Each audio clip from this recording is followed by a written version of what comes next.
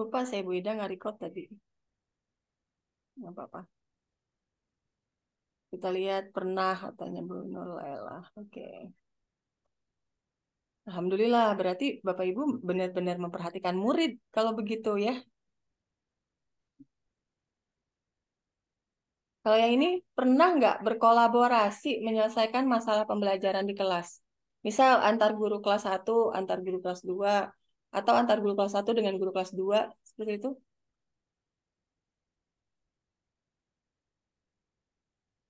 Di slide 14.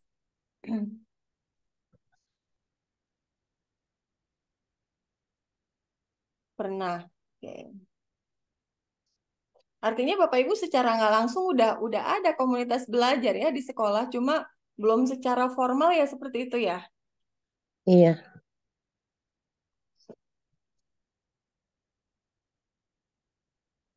Oke. Jadi menurut Bapak Ibu nih, saya pengen tahu. Silakan di kolom chat boleh. Apa sih definisi komunitas belajar yang Ibu Bapak ketahui? Jadi komunitas belajar itu menurut Bapak Ibu itu apa sih sebenarnya? Silakan di kolom chat boleh.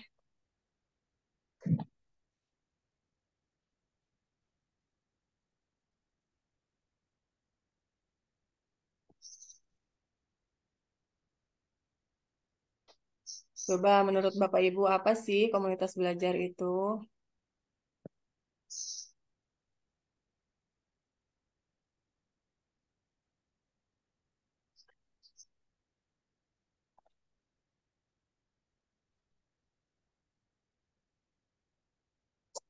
Atau ada yang mau raise hand? Boleh ngomong langsung juga raise hand boleh. Komunitas belajar itu apa sih?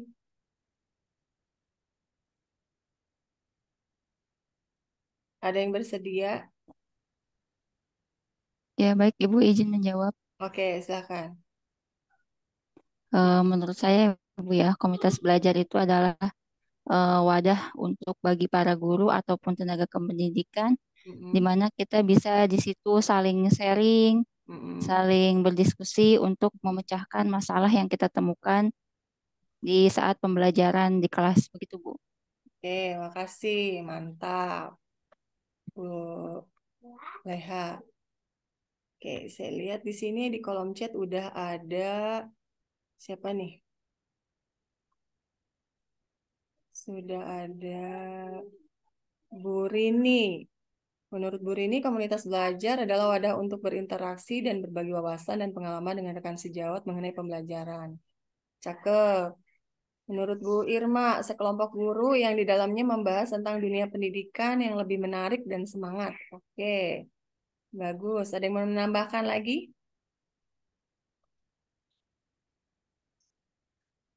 Udah menuju ke ini ya, ke konsep. Betul tuh Bapak Ibu ya.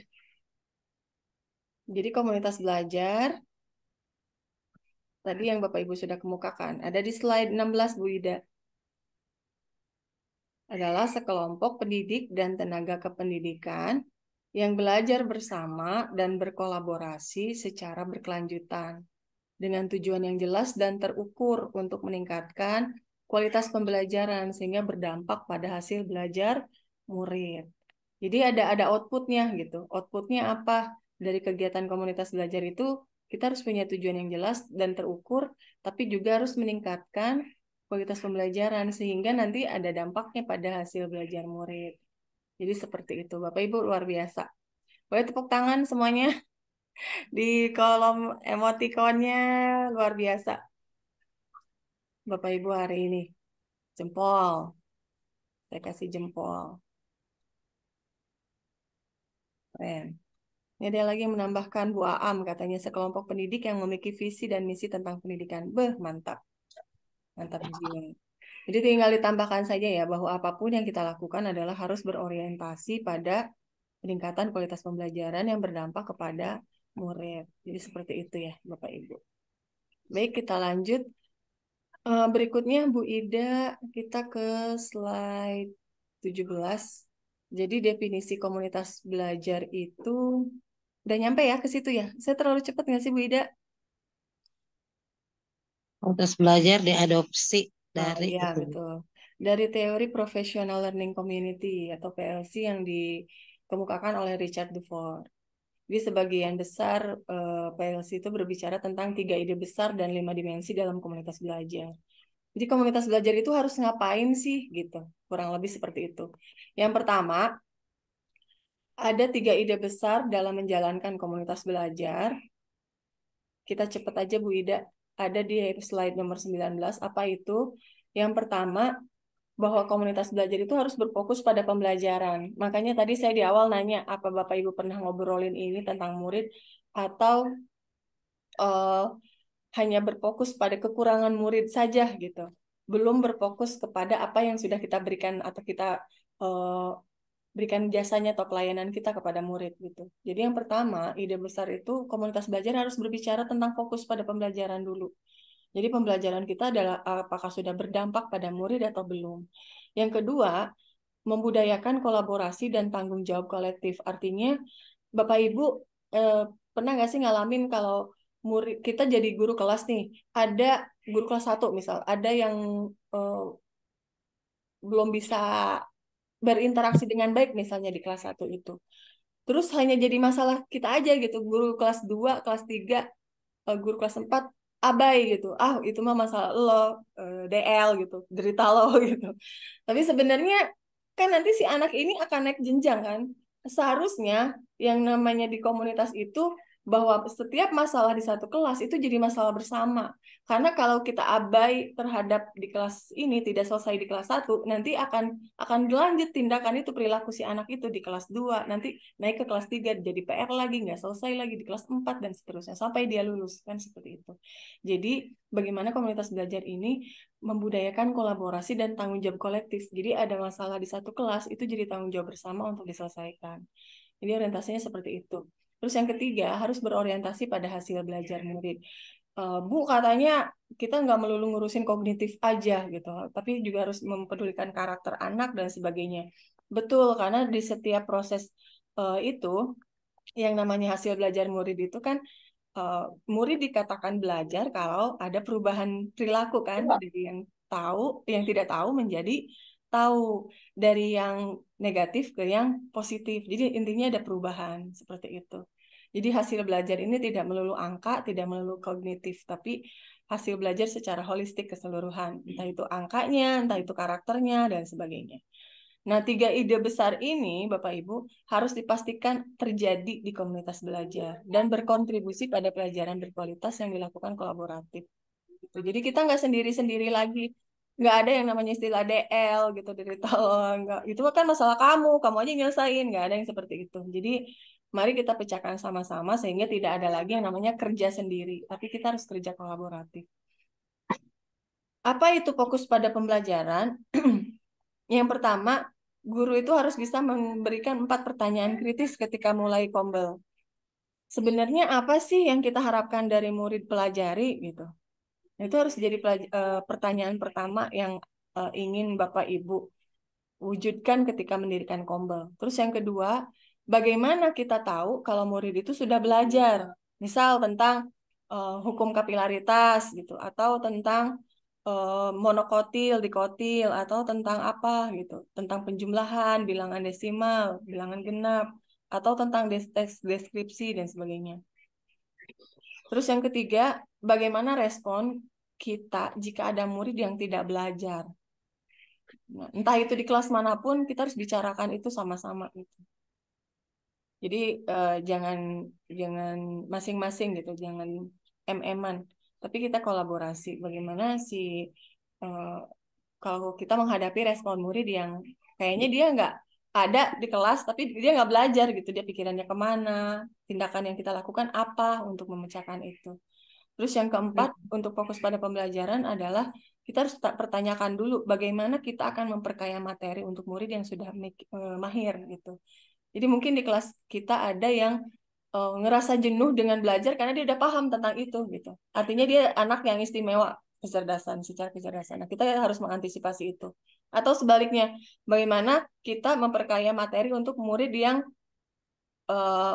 perlu bimbingan khusus gitu. Kayak misalnya pernah cerita dari tiap sekolah yang dikunjungi itu ada aja anak yang di kelas 3 tapi masih belum bisa baca gitu. Nah, treatmentnya apa? Nah, itu harus jadi PR bersama-sama karena bukan hanya PR si guru kelas 3 aja kan. Nanti si anak ini kan akan naik kelas 4 gitu. Jadi ini akan jadi PR lagi di guru kelas 4 kalau dia tidak selesai di kelas 3. Makanya guru kelas 4, 5, 6 itu harus ikut baur juga. Itu pentingnya komunitas belajar Bapak Ibu. Terus kita ke ide besar yang kedua. Harus memberdayakan kolaborasi dan tanggung jawab kolektif. Kenapa? Karena kolaborasi itu akan menciptakan pemahaman bersama. Jadi masalah bersama, dipahamkan bersama, pemecahan masalahnya pun sesuai dengan kondisi sekolah dan kondisi anak. Terus yang kedua, kolaborasi dengan memiliki kesadaran bahwa proses pembelajaran dan keberhasilan seorang murid itu tanggung jawab bagi semua guru. Terus kolaborasi ini diciptakan untuk menghadirkan suasana belajar bersama yang di dalamnya terdapat rasa saling tergantung satu sama lain. Cepat saja ya, biar nanti kita langsung ke tanya jawab. Terus untuk ide besar yang ketiga, harus berorientasi pada hasil. Nah, apa yang dilakukan supaya hasil pembelajaran murid ini yang secara holistik tadi bisa terjadi? Yang pertama, kita harus lakukan refleksi awal. Refleksi awal itu nanti bisa diperoleh dari hasil asesmen awal, bisa dari hasil rapor yang kita temukan terkait perkembangan si murid itu, baik itu yang low, middle, atau high ya kemampuannya. Terus nanti disusun rencananya bagaimana untuk mengantisipasi si anak yang low, yang middle maupun yang high. Terus implementasinya seperti apa gitu. Dan nanti ada kolom evaluasinya. Dan harus dievaluasi. Jadi jangan kayak ngobrol di warung kopi. Setelah selesai ini sudah saja gitu, tapi tidak ada solusi, tidak ada ini. Tapi tadi di Sindang Mulia 1 udah mulai ya, sampai ke tahap solusi. Baik di slide nomor 23, Bu Ida. Jadi tadi yang refleksi awal itu bahwa nanti hasil refleksinya ada catatan untuk dijadikan bahan perencanaan pembelajarannya akan di treatmentnya seperti apa. Terus di perencanaan nanti RPP yang bisa dimanfaatkan atau modul ajar yang bisa kita gunakan apa gitu. Kalau misalnya dia ada materi tentang kapilaritas, berarti di kelas bawahnya kemampuan dasar yang harus dia miliki untuk dia bisa mencapai di CP kelas 3-nya itu apa. Nah, itu kan harus dibincangkan lintas jenjang tadi gitu. Terus implementasinya Bapak Ibu, saya harap kepala sekolah itu merajin melakukan observasi di kelas atau kalau istilahnya supervisi. Terus nanti kalau di murid kita kan ada peer teaching ya, pembelajaran antar teman sejawat. Nah, antar guru pun bisa gitu. Jadi janjian, misal Bu Leha pengen ngelihat cara mengajarnya Bu Ida, boleh tuh Bu Ida, boleh nggak saya masuk ke kelasnya Bu Ida? Nah, boleh seperti itu. Jadi siapa tahu ketika Bu Leha masuk ke kelas Bu Ida dapat inspirasi, oh ternyata kalau pakai metode ini anak seru ya belajarnya kayak gitu. Atau sebaliknya Bu Ida juga kalau lagi mati kutu, aduh ide apa lagi ya supaya anak paham. Bisa tuh masuk ke kelasnya Bu Leha gitu. Jadi di satu sekolah itu antara rekan guru bisa saling berbagi inspirasi praktik baik dengan cara masuk ke kelas atau nanti setelah masuk kelas dibicarakan lagi gitu. Jadi ada 3 tahap tuh. Ada pra-observasi sebelum masuk kelas harus ada izin dulu ke kelas yang ingin dimasuki. Terus pada saat observasi pun izin untuk mencatat hal-hal yang kira-kira itu bisa jadi masukan tuh untuk guru yang sedang mengajar. Terus nanti ada lagi setelah keluar kelas, ngobrol lagi tuh antar Ibu Ida dan Bu Leha lagi, namanya pasca observasi. Itu nanti didiskusikan, oh kayaknya kalau menurut saya Bu Ida tambahin ini seru deh gitu. Atau tambahin kuisis atau bikin PowerPoint yang ada videonya dan sebagainya. Seperti itu. Dan nanti di Kombel bisa dibicarakan evaluasi dari hasil tadi gitu. Nah, ini penting Bapak Ibu karena ekin kita itu ini di sini gitu. Di bagaimana peningkatan kualitas pembelajaran dan itu kita bisa lakukan kalau itu sudah terprogram. Ini saya ada suatu di slide berikutnya Bu Ida, di slide 24 itu ada satu statement ya dari rekan saya Pak An Margianto, beliau guru matematika. Ketika kami membentuk kombel sekolah itu kan kalau SMP mata pelajaran ya, mereka bikin kombel sendiri, kombel mata pelajaran namanya. Jadi ada kombel dalam kombel itu nggak apa-apa ya untuk meningkatkan tadi Jadi guru-guru matematika ini berkumpul gitu di sela-sela setelah jam jeda dari zuhur, istirahat zuhur, makan siang sampai ke masuk lagi di jam 1. Itu kan lumayan 1 jam. Mereka berkumpul jadi kayak MGMP sekolah gitu deh. Mereka menyepakati waktu untuk melakukan pertemuan lebih serius, katanya bahwa pandemi 2 tahun itu berdampak pada pemahaman siswa. Kami menyepakati untuk melakukan beberapa inovasi. Terus di situ kami saling tukar-menukar atau memilih materi yang akan kami prioritaskan tanpa menyimpang dari panduan kurikulum. Terus mereka membicarakan tentang sistem koordinat dan persamaan garis lurus gitu. Mereka satukan idenya, dekatkan urutannya atau seperti apa itu dibicarakan. Jadi teknik, metode, media itu mereka bicarakan. Kami pun berbagi cerita pengalaman di kelas masing-masing yang ternyata banyak kesamaan dengan kelas lainnya. Jadi mencari solusi dan bertukar ide, indahnya katanya. Jadi sesederhana itu Bapak Ibu, kita nggak perlu yang namanya harus webinar, harus ada snack, harus ada ini khusus. Cukup 1 jam saja seminggu itu guru kumpul melakukan refleksi, perencanaan, implementasi sampai evaluasi itu bisa gitu Bapak Ibu. Nah, bagaimana sebenarnya sih membangun Kombel dan apa kriterianya? Saya sedikit jelaskan, tambah lebar dulu ya, ini kayaknya terlalu kecil. Nah, boleh diperbesar Bu Ida ya? Tahapan membangun komunitas belajar dalam sekolah itu, yang pertama Bapak Ibu membentuk tim kecil dulu, yang diasuh oleh kepala sekolah. Yang kedua, setelah terbentuk tim kecil, baru telaah data hasil belajar murid.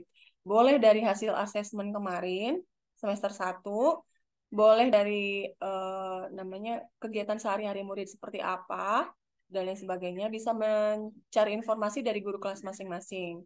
Terus disimpulkan masalahnya apa. Terus apa yang menjadi prioritas. Kemudian yang ketiga, melakukan sosialisasi dan penguatan tentang pentingnya komunitas kepada seluruh warga sekolah. Jadi tim kecil tadi itu boleh beberapa orang guru atau perwakilan guru yang kira-kira bisa diajak bergerak oleh kepala sekolah. Nanti telah data hasil belajar muridnya secara garis besarnya saja, terus baru nanti sosialisasi ke komunitas belajar yang ada, komunitas belajar ini ke seluruh warga sekolah untuk mencapai komitmen dan menyepakati tata nilai. Baru nanti memasukkan jam efektif di sekolah. Pilih hari apa saja yang kira-kira itu waktunya untuk kombel. Jangan terlalu banyak menyita karena mungkin nanti akan ada anggaran dan sebagainya. Cukup 1 jam tadi saya bilang 1 minggu, tapi berkualitas gitu. Nanti untuk yang lebih komprehensifnya boleh di kombel sekolah. Terus yang kelima baru realisasikan belajar bersama dan berbagi praktik baik. Tadi bisa saling dengan kunjung kelas, bisa supervisi akademik oleh pengawas atau kepala sekolah, boleh juga dengan antar sekolah bisa berkunjung seperti itu. Atau menciptakan lingkungan belajar yang ramah guru, Bapak Ibu. Nah, nanti ketika Bapak Ibu berkumpul di tim kecil itu, refleksikan lagi. Kan tadi diawali dengan refleksi ya siklusnya. Jadi nanti yang refleksi itu bisa dimulai dengan pertanyaan, apa saja sih keberhasilan yang pernah kita capai selama kita mengajar anak-anak, apa yang sudah berjalan dengan baik, dan apa tantangannya. Itu boleh seperti itu. Dimulai dari situ. Terus, nah nanti tim kecil itu di sekolah melakukan persiapan tadi ya. Ini peran kepala sekolah membentuk tim kecil, terus nanti kepala sekolah memberikan penguatan di slide 28 Bu Ida. Terus tim kecil menganalisis kondisi murid dan kebutuhan pembagian kelompok belajar. Nanti inisiasi komunitas belajar dari tim kecil boleh dibentuk nanti ketua, sekretaris, bendahara, dan seterusnya. Kalau itu mau dibikin formal ya. Tapi nggak pun nggak masalah. Yang penting orientasinya semuanya sama. Tim kecil nanti menjadi fasilitator. Jadi narasumber itu bisa jadi dari guru itu sendiri, nggak perlu Bapak Ibu mendatangkan dari luar. Saling berbagi praktik baik saja. Siapa yang punya kompetensi lebih di sekolah, baik itu IT, misal pemanfaatan AI dalam pembelajaran. Misal Pak Irwan udah bisa nih mau mengaplikasikan Conquer.ai, boleh tuh di-share di komunitas belajar. Atau Bu Leha udah pernah pakai ChatGPT atau you.com, atau Bu Ida atau pernah apa namanya atau Pak Mufrodi pernah mendapatkan materi budaya positif di LMS, itu boleh di-share tuh. Apalagi sebagai pimpinan itu paling mudah sekali untuk menggerakkan. Terus Bu Nuri misal pernah dapat materi apa, silakan itu dibagi di situ di tim kecil. Jadi berdayakan dulu yang di lingkungan sekolah karena dia yang paling tahu masalah dan bisa penyepakatannya bersama-sama itu. Nah, dari tim kecil nanti baru membagi kelompok belajar dalam komunitas belajar. Dan pendampingannya nanti tim kecil yang menjadi teladan bisa berbagi dengan tim lainnya. Nah, bagaimana Bu kalau di SD kan SD jumlahnya sedikit. Boleh nanti lintas sekolah ya, lintas jenjang itu Bu Ida di halaman 29. Boleh nanti diskusi kelompok antar sekolah juga bisa atau di lingkungan sekolah dulu untuk menghadapi tantangan yang terjadi dan kondisi yang dialami oleh ibu bapak itu apa, itu dilakukan bersama-sama.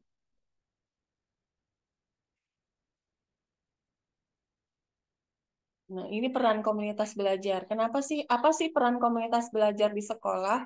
Jadi Bapak Ibu, waktu saya tinggal 3 menit lagi nih. Karena kita berakhir jam 3 ya. Komunitas belajar dalam sekolah di slide 30, bahwa komunitas belajar itu perannya satu, mengubah budaya kerja terisolasi. Jadi kerja sendiri-sendiri itu udah nggak zaman. Bapak Ibu mau maju sendiri, mau pinter sendiri itu udah nggak zaman. Mari kita berkolaborasi. Sehingga kualitas pembelajaran yang di sekolah didapat itu bisa merata gitu. Kalau di SMP itu kan guru mapel, misal kalau saya sekolah besar itu guru IPS ada 6 orang. 6-6-nya sarjana IPS, tapi belum tentu sama gitu apa yang diberikan ke anak sehingga ada kesenjangan kan. Bisa jadi kalau guru IPS-nya itu malas untuk ikut pengembangan diri di luar, ya gaya belajarnya masih itu-itu aja gitu. Nanti murid yang lain dengan guru IPS sesuai bidangnya tadi akan memperoleh makanan yang berbeda gitu. Gimana sih buku resep masakan nih diuji coba oleh guru-guru yang berbeda, hasil masakannya akan sama atau beda? Kira-kira untuk dipraktekkan nih, ibu-ibu nih, saya kasih resep, misalnya bikin sayur lodeh, takarannya udah saya kasih segini segini segini. Kira-kira hasilnya akan sama atau beda? Hasil sayur lodehnya. Boleh open mic. Beda, Bu. Beda, Bu, beda. Ya kan? Ada yang satu dari orang Jawa kelebihan gula, jadi sayur lodehnya agak manis misal, atau yang orang Sunda senang asin jadi keasinan ya. Pasti rasanya akan beda. Jadi penafsiran itu supaya kita mengurangi kesenjangan antar kelas tadi, maka jalan satu-satunya adalah berkolaborasi tadi. Terus yang kedua, meringankan kerja guru. Bayangin kalau guru tadi disibukkan dengan administrasi. Ada yang waktu di gugus 2 itu ketemu, Bu, kami pagi ngajar sampai siang, malam kami harus webinar, 4 malam lagi Bu, belum urusan istri, anak, dan sebagainya. Kan ribet ya. Nah, kalau kita kolaborasi, saling bertukar ide, saling berbagi informasi, saling berbagi PowerPoint, misal saling berbagi apa, itu jadi terasa ringan gitu. Apalagi saling berbagi modul ajar gitu. Itu lebih lebih ini lagi, lebih meringankan kerja atau beban kerja Bapak Ibu. Jadi itu sih peran komunitas belajar di sekolah itu. Makanya nanti kriteria komunitas belajar ini, pokoknya Bapak Ibu harus punya prinsip dalam pembagian kelompok belajar. Yang pertama, relevansi dulu antar guru. Jadi tujuan kita mengelompokkan guru ke dalam kelompok itu bukan untuk saling bikin geng-gengan ya. Yang satu kelompoknya ngomongin kejelekan si A si B, bukan itu bukan kombel, itu namanya gibah ya. Gibah itu namanya. Jadi gimana agar bisa saling belajar dan berkolaborasi dalam membuat perencanaan pembelajaran itu boleh Bapak Ibu. Pokoknya Bu saya mah biasa download blok-blok gitu dari Google, nggak apa-apa sebenarnya, tapi harus di ATM lagi, diamati, tiru, dimodifikasi lagi sesuai dengan kontekstual. Nggak mungkin kan di Maja yang nggak ada laut berbicara soal laut gitu, berbicara aja soal pertanian gitu. Jadi sesuaikan dengan kontekstual. Terus material ajar juga bisa tuh digunakan bareng-bareng. Jadi saling saling berbagi tugas. Misal untuk materi ini tugas si ibu ini, materi itu tugas itu, tugas ibu itu gitu. Terus bisa mengevaluasi dan merefleksikan pembelajaran secara bersama. bisa mendiskusikan masalah yang dihadapi. Sebisa mungkin kelompok belajar terdiri dari guru-guru yang memiliki relevansi yang mirip. Gitu. Jadi guru PAI kalau misalnya ada satu gimana Bu? Ya nggak masalah, bisa gabung dengan yang lain kan, bisa dimasukkan.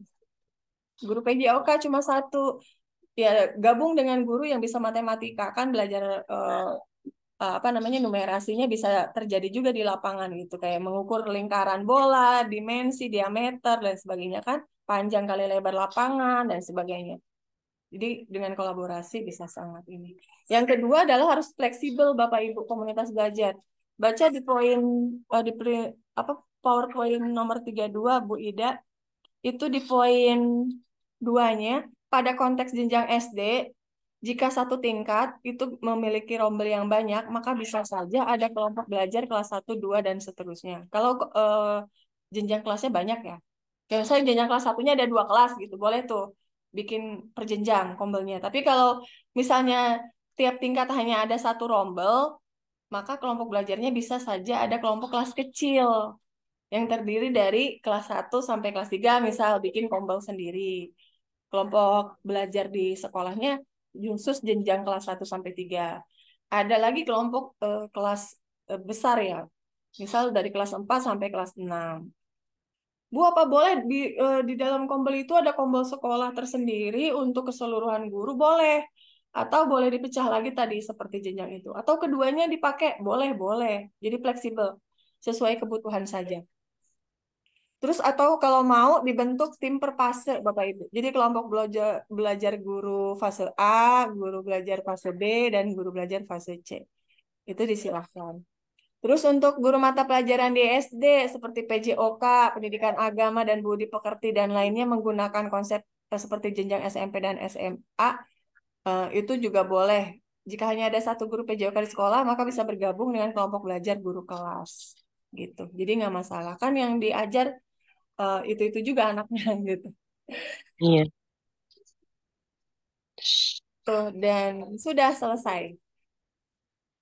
Bapak Ibu, penyampaian saya sudah selesai. Sekarang boleh kita masuk ke sesi tanya jawab. Silakan dipandu Bu Ida. Baik, terima kasih kepada Ibu Lestari Kurniawati MPD yang telah memaparkan begitu gamblang tentang komunitas belajar. Baik Bapak Ibu, sesi selanjutnya adalah sesi tanya jawab bagi peserta yang akan bertanya, bisa melalui chat komentar atau bertanya langsung, boleh raise hand ya Bapak Ibu. Dipersilakan kepada 3 peserta. Silakan Bapak Ibu.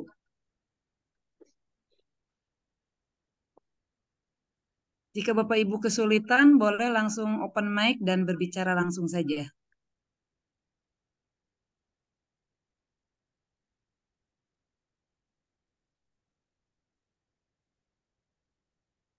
Ibu Aminah, Ibu Aam Mintarsih dari SDN 2 Padasuka, disilakan. Terima kasih atas waktunya. Assalamualaikum warahmatullahi wabarakatuh. Izin bertanya, Ibu, tadi Ibu memaparkan tentang komunitas belajar, itu kan ada 3. Yang pertama KKG, kedua kombel dalam sekolah, dan ketiga kombel daring. Saya buka PMM, di situ banyak kombel daring ya Bu ya. Apakah kita harus dibatasi atau bebas gitu Bu? Apa sesuai dengan jenjang aja gitu? Saya dari SD, maka yang harus diikuti hanya kombel SD aja gitu. Karena di situ kan ada yang pakai SD, ada yang umum, seperti itu Bu. Terima kasih. Assalamualaikum warahmatullahi wabarakatuh. Waalaikumsalam. Ini langsung jawab atau mau dikumpulin dulu Bu Ida? Langsung jawab saja mungkin Ibu ya, silakan. Oke. Baik Bu Am, terima kasih atas pertanyaannya, bagus ya. Jadi nggak perlu membatasi diri juga Bu. Kadang-kadang kalau mau kombel itu berbicara mengenai metode ajar itu kan umum ya. Gitu. Atau pembelajaran interaktif itu juga sangat umum. Atau mau bebas saja gitu. Kalau Ibu mau di SD gitu biar paham. Tapi jangan menutup kemungkinan juga untuk tadi kayak misalnya GCE tuh Ibu siapa tadi ya? Bu Leha ya. Nah, GCE itu kan umum tuh, nggak apa-apa gitu. Ikut GCE juga. Jadi jangan membatasi diri, nggak masalah. Mau ikut 100 kombel juga kalau ibu kuat webinarnya nggak masalah. Pak kuat-kuat, Pak kuat-kuat ngelmu. Semangat Bu Am, luar biasa. Semangat belajar terus Bu Am. Terima kasih Bu atas jawabannya. Iya, sama-sama.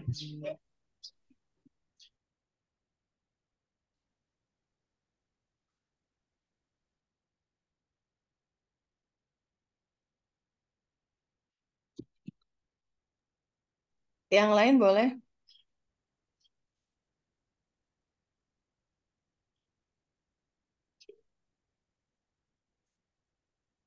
Hmm.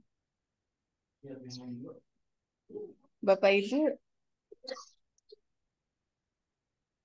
coba saya pengen tahu yang sudah punya kombel di gugus 2 sekolah mana aja ya? Tadi selain SDN 2 Pasir Kembang itu jelas ya udah PSP. Terus SDN 2 pada suka sudah. Adakah yang lain?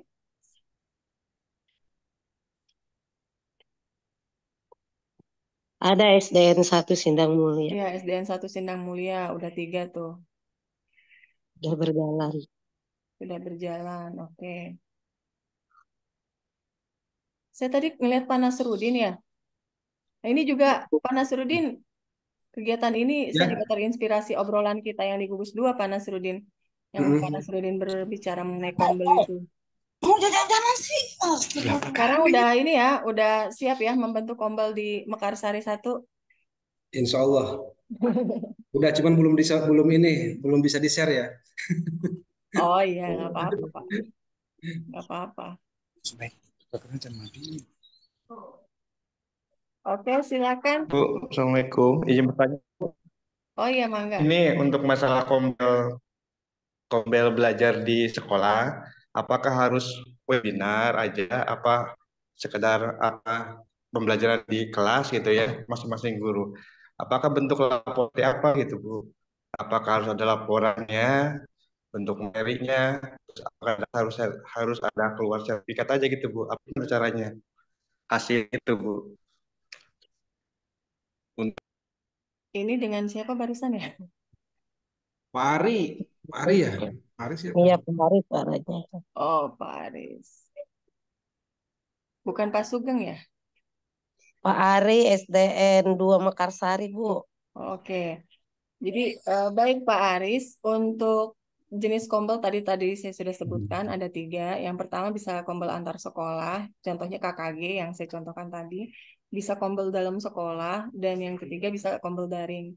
Nah untuk sekolah itu bentuknya bisa luring saja, gitu. Jadi di sekolah, misal diagendakan hari Kamis yuk kita jadwalkan kombel setiap jam 1 sampai jam 2 gitu, atau sampai setengah 3 gitu. Itu kumpul saja gitu. Tapi tadi orientasinya harus jelas dulu. Ngomonginnya apa dulu. Maka berarti perlu yang namanya program kegiatan, Pak. Gitu. Makanya di urutan pertama itu refleksi dulu nih. Tim kecil, kepala sekolah dengan tim kecil ngomongin kira-kira masalah yang sering ditemukan guru di sekolah itu apa. Entah itu kurangnya referensi tentang metode ajar, entah itu kurangnya referensi media ajar, silahkan di situ dibahas. Bisa juga merujuk ke rapor pendidikan. Mana kira-kira yang masih harus diperbaiki di rapor merah itu, terus kemudian kan suka diarahkan tuh solusi prioritasnya apa gitu. Itu bisa bersumber dari situ juga gitu. Bisa data dari situ juga diambil, terus kemudian dibahas sama-sama. Seperti itu. Terus tadi apa lagi ya? Ada yang masih belum terjawab nggak sih? Jadi luring aja kalau misalnya mau daring atau mangga itu mah situasional saja ya. Kalau mau daring seperti ini boleh. Kayak misalnya mau melatih guru-guru di sekolah nih supaya IT-nya melek boleh gitu. Atau kalau misalnya kombelnya berkaitan dengan tadi aplikasi AI misal Conquer.ai atau Gamma.app misal itu kan perlu perlu perangkat misal tapi susah ketemu di sekolah atau mangga mau daring juga tapi langsung praktek atau mau di sekolah juga mangga silahkan seperti itu. Mudah-mudahan sih sudah terjawab Pak. Halo.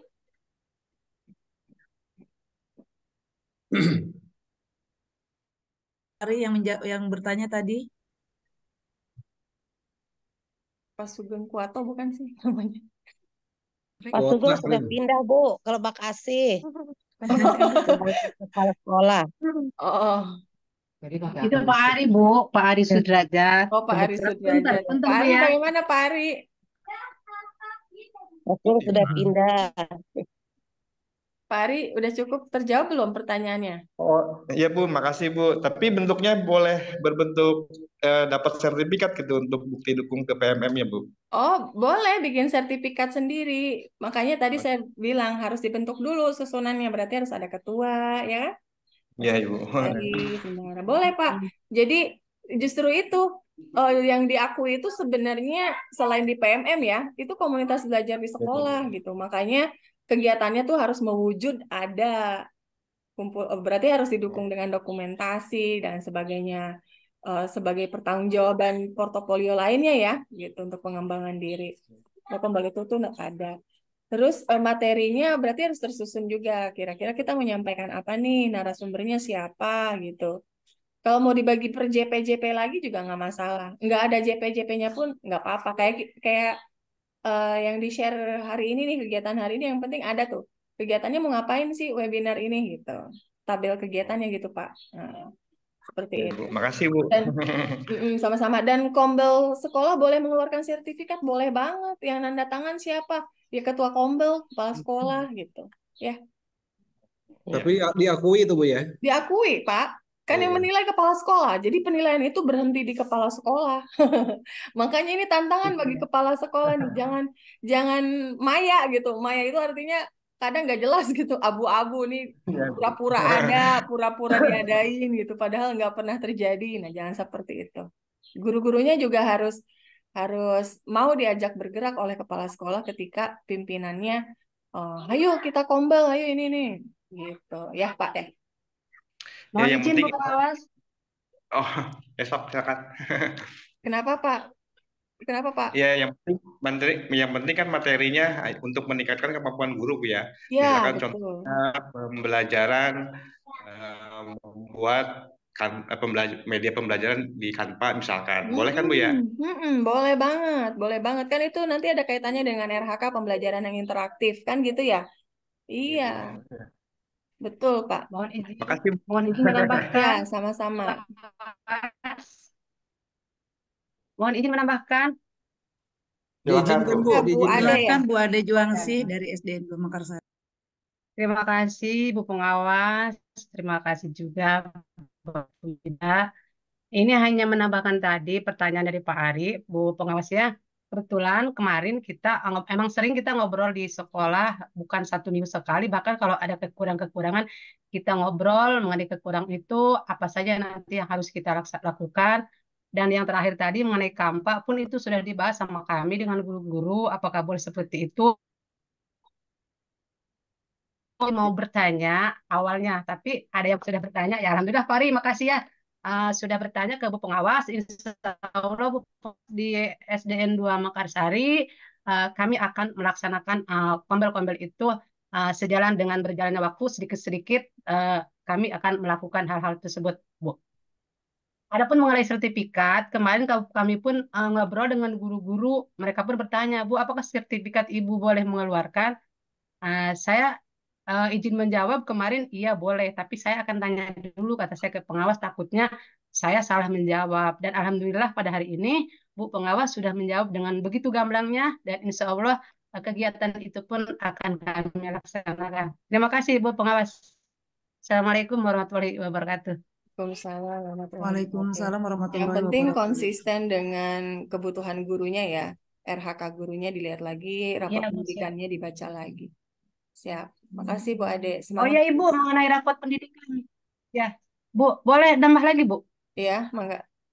Mengenai rapot pendidikan, kebetulan kemarin kami membuka rapot pendidikan SD Mekarsari yang nilai terendah itu di numerasi. Tapi pas dibuka lagi, semua udah bagus. Gimana tuh Bu? Apakah hasil yang di 2024 sudah keluar hasil rapot pendidikannya? Apa Kalau belum? saya yang 2024 itu belum ya. Nanti di April. Oh, belum ya. Tapi kenapa itu 2023 tidak hijau? Tapi sekarang hijau gitu Bu di numerasinya. Dan juga untuk apa namanya pembenahan kita ke pembelajaran yang numerasi itu kan hanya nilai di kelas 5 Bu ya. Sementara kan kita belajar itu dari kelas 1 sampai kelas 6. Apakah kita hanya tertuju kepada apa kekurangan dari rapat pendidikan saja gitu Bu? Enggak, Bu, enggak kelas 5 aja kan Sulingjar ya. Rapor pendidikan itu Sulingjar dari survei lingkungan belajar juga ya. Dan Sulingjar itu kan diisi oleh semua guru kalau nggak salah ya.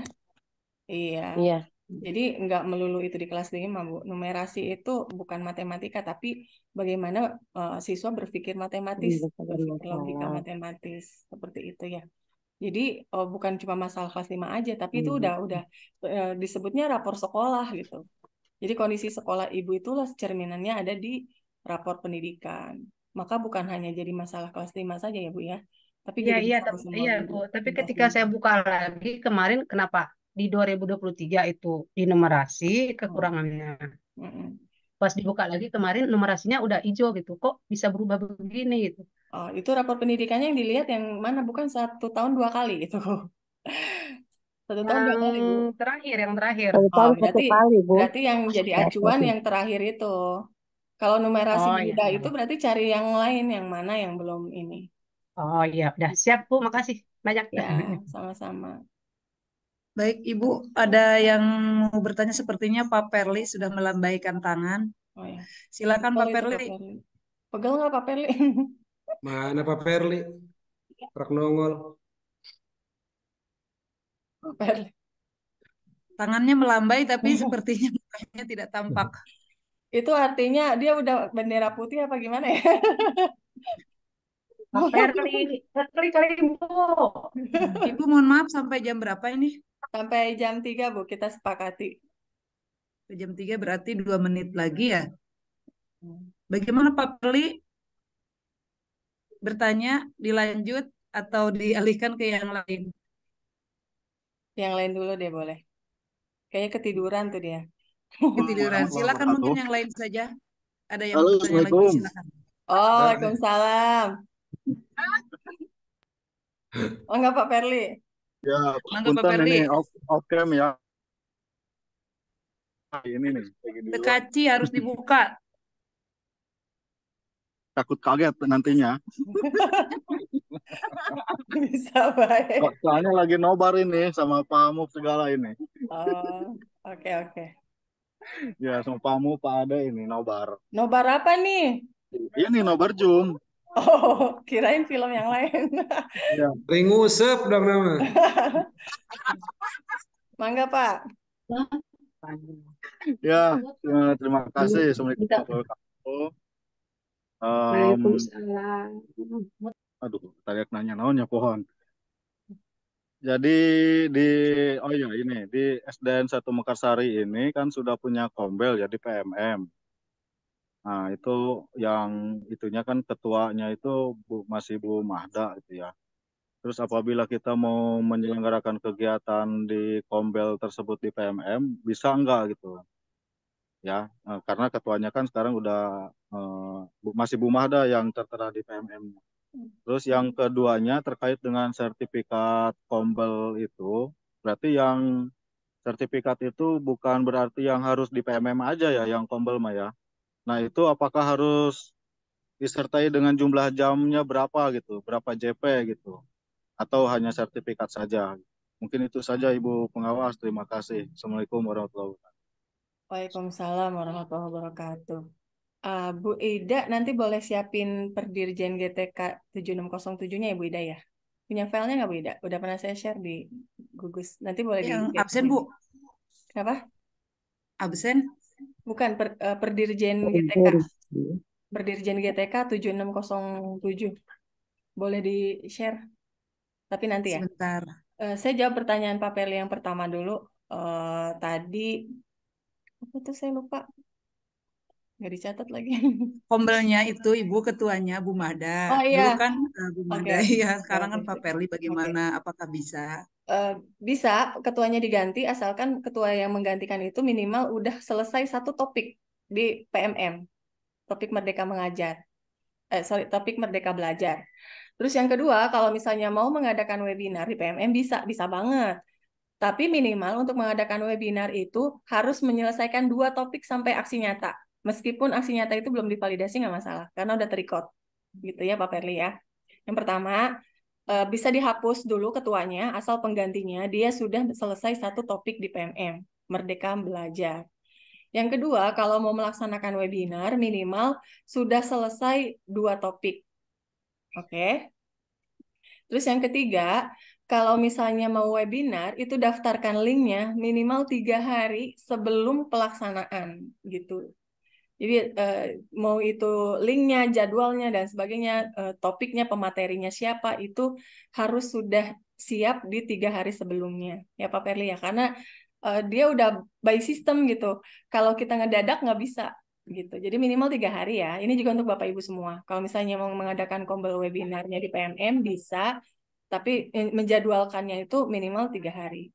Dan jangan kaget nanti kalau misalnya webinar Ibu di PMM didaftarkan di PMM, berarti nanti akan ada orang-orang dari luar daerah yang ikut nimbrung di sana. Jadi pastikan matang materi, matang pembicaranya dan sebagainya ya. Seperti itu. Terus untuk pertanyaan nomor 2, apakah itu ada JP-JP-an? Nggak ada, itu udah pernah dibahas waktu di gugus 2. Yang pasti untuk sertifikat atau kegiatan kombel berbagi praktik baik itu ada di 7607 per dirjennya. Bu Ida, boleh di-share? Sebentar, saya... Tidak ada, Bu. Tidak ada kiriman itu ke saya. Oh, Atau di Yang gugus, RHK itu ya? di gugus kayaknya. Gugus 2. di gugus Oh, 2 ya? sebentar. Di Ada di suspend gitu, Bu. Saya ini lagi error nih per dirjen GTK. Oh, tahu saya bacakan saja deh. Nanti dibuka saja ya oleh Bapak Ibu semuanya bahwa di Perdirjen GTK untuk kegiatan kombel itu yang ada sertifikatnya itu di situ udah lengkap banget. Yang ada sertifikatnya itu ada coaching, proses coaching, mentoring, fasilitator, pengajar praktik dalam kegiatan pengembangan kompetensi guru itu bisa. Terus partisipan kegiatan seminar, lokakarya, simposium, studi banding lapangan yang diselenggarakan di bidang pendidikan. Terus apa lagi nih? Pelatihan mandiri sesuai model kompetensi guru, kepala sekolah dan atau pengawas sekolah. Peserta berbagi praktik baik yang diselenggarakan komunitas belajar itu ada sertifikatnya tapi nggak diminta jamnya Pak Ferli. Jadi nggak perlu JP pun nggak apa-apa. Ya, nggak ada JP-nya nggak apa-apa. Yang penting ada materinya, program materinya apa gitu. Karena kan kegiatan kombel itu sekali paling sejam ya, gitu. Jadi nggak ada JP-nya nggak masalah. Karena poin itu, ingat ya Bapak Ibu, poin yang kita isi di RHK itu bukan angka kredit ya. Jadi beda. Kita bukan mengejar angka kredit itu udah nggak ini lagi. Itu masih pola lama gitu. Jadi pola yang baru ini target kita mengejar 32 poin itu bukan 32 angka kredit ya, beda ya. Jadi di sini tagihan jam tidak ada gitu. Jadi boleh Pak Perli, yang penting jelas saja gitu kegiatan kombelnya tentang apa, pematerinya siapa dan sebagainya, pesertanya siapa, ada absensinya seperti itu biasa kalau kita kegiatan-kegiatan KKG kan ada absensi, ada dokumentasi dan sebagainya, ada sertifikat gitu. Jelas ya Pak Perli? Siap, matur nuhun Ibu. Sama-sama. Oh, di kolom chat ada nih Bu Ida ya? Oh, ini link absen. Oh iya, Bapak Ibu silakan mangga isi link absen. Ini sudah jam 3 lebih 3 Bu Ida. Sudah selesai ya, Bu ya? Ya.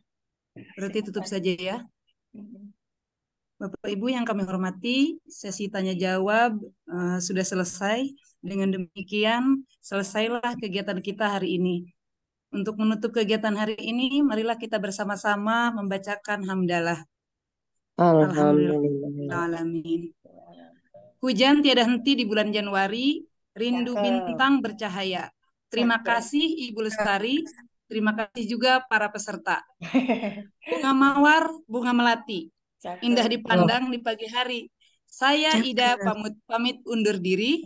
Mohon maaf dan terima kasih. Iya. Wassalamualaikum warahmatullahi wabarakatuh. Waalaikumsalam Waalaikumsalam warahmatullahi warahmatullahi wabarakatuh. wabarakatuh. Ini saya harus kayak referensi pantun lagi. Ada Bu Ida saingannya. Pak Ferli Makasih Bapak. pantunnya. Iya. Makasih Pak Ferli banyak jagonya, Bapak Bu. Ibu. Nanti materinya saya share juga ya ke Bapak Ibu ya.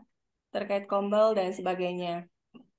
Sampai ketemu lagi Ya, Bapak Ibu. Mangga izin keluar, Bu. boleh izin. Terima kasih semuanya. Terima kasih. Sama-sama.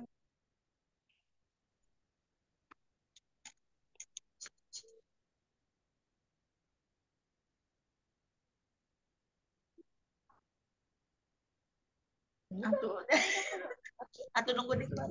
Izin live. Baik. Izin live Bu Ida. Terima kasih Bu, izin live. Assalamualaikum. Waalaikumsalam. Terima kasih Ibu Pengawas, Ibu Ketua Gugus, dan Ibu pembawa acara. Hatur nuhun, terima kasih. Terima kasih Ibu Pengawas Insya dan Ibu Allah pembawa acara. ilmunya bermanfaat.